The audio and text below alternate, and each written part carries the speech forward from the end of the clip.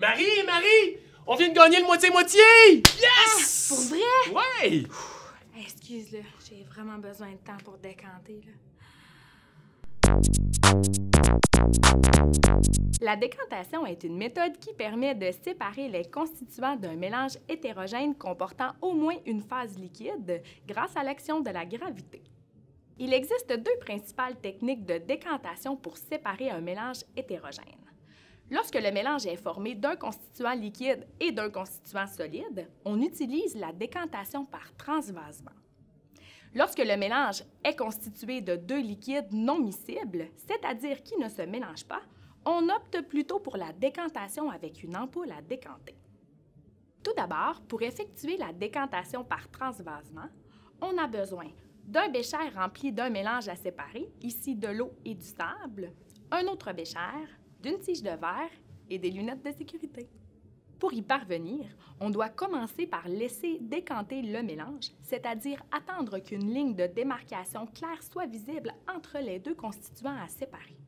Cette étape permet le dépôt des particules solides qui deviennent les sédiments au fond du contenant. Par conséquent, on retrouve le liquide surnageant au-dessus du mélange.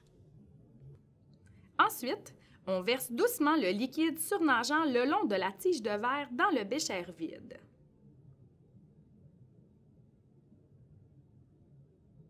On arrête lorsque les deux constituants sont séparés dans leurs béchers respectifs. On remarque qu'un peu d'eau reste nécessairement dans le sable. Maintenant, pour effectuer la décantation avec une ampoule à décanter, on a besoin d'un bécher rempli d'un mélange à séparer, ici d'eau et d'huile, d'une ampoule à décanter, de deux autres béchers, d'un anneau métallique, d'un support universel et des lunettes de sécurité. Pour y parvenir, on doit installer l'anneau métallique sur le support universel. Ensuite, on dépose l'ampoule à décanter dans l'anneau en retirant le bouchon et on y verse le mélange à séparer.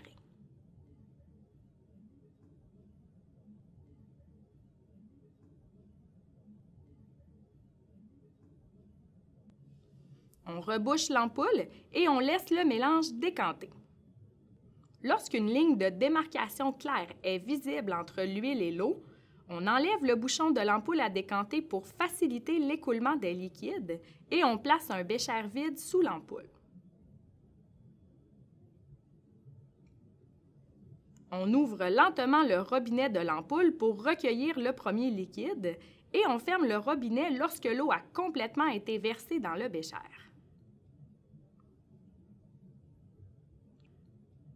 On procède de la même manière pour récupérer l'huile dans le deuxième bécher.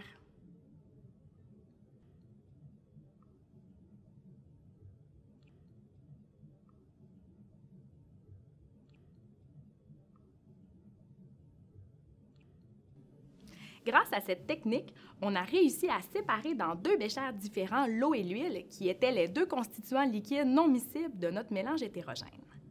Il est à noter qu'on aurait également pu procéder avec la méthode de décantation par transvasement pour séparer ce mélange. Si tu veux en savoir plus sur la décantation ou sur les autres méthodes de séparation des mélanges, tu peux consulter notre bibliothèque virtuelle et t'abonner à notre chaîne YouTube. Je t'invite également à nous suivre sur les réseaux sociaux. Cette étape permet le défaut des particules qui deviennent les sédiments. Et c'est ça. On a besoin d'un mélange, d'un bécher, avec un mélange, d'un mélange,